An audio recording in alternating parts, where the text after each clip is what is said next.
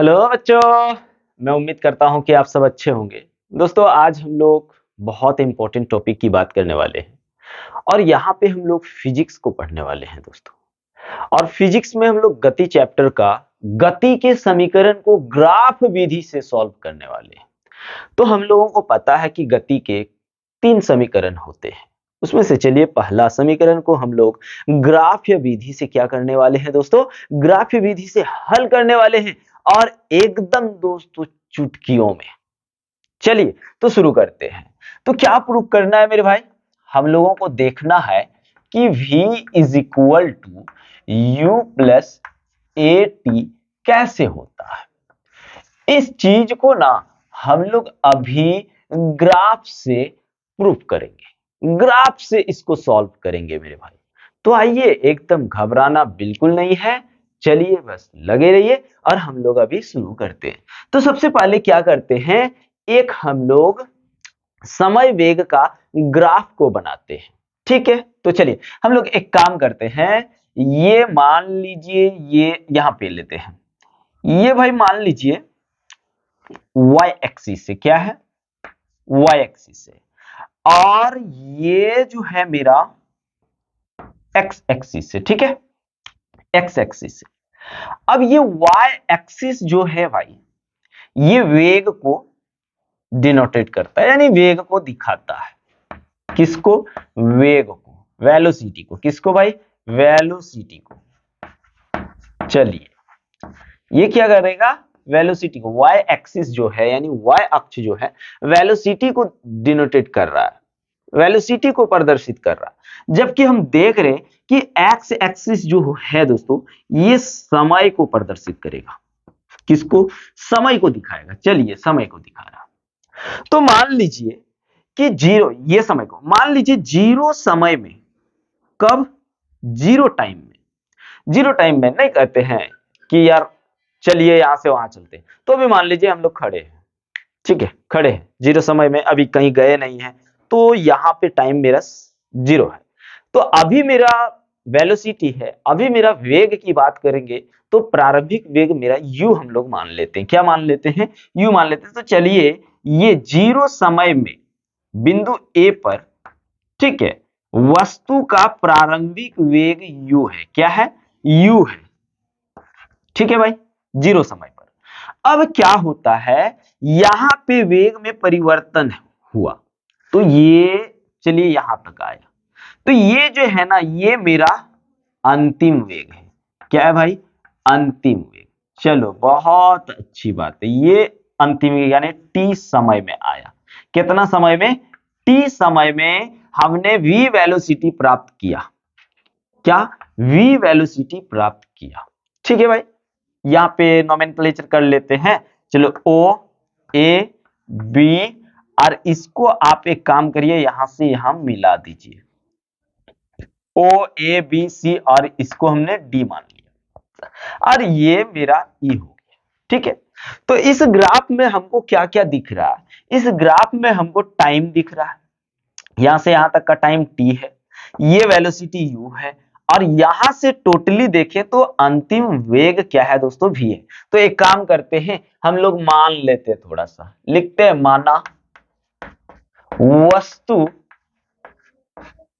का प्रारंभिक प्रारंभिक वेग, प्रारंभिक वेग u है, u, तथा अंतिम वेग, क्या दोस्तों? अंतिम वेग v है। और अंतिम वेग भी जो है, कितना समय लिया v लेने में? t समय लिया गया, तथा लिया गया समय, क्या दोस्तों? लिया गया समय हमने t मान लिया है। ठीक है, लिया गया समय क्या है आपका? t है।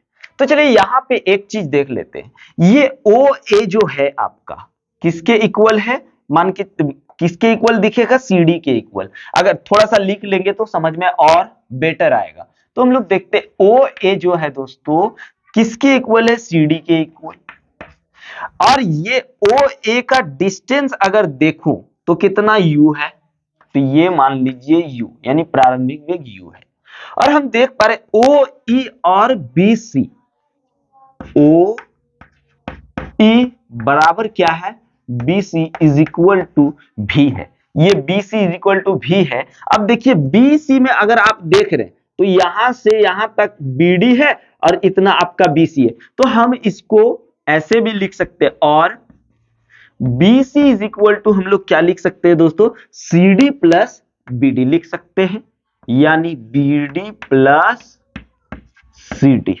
अब यहां पे देखिए एकदम घबराना नहीं है, बी सी और बी सी, बी डी तो हमको नहीं पता कुछ, बी डी मतलब निकालना है, चलिए बी डी। अब आप देखिए C D, C D is equal to क्या है, यू।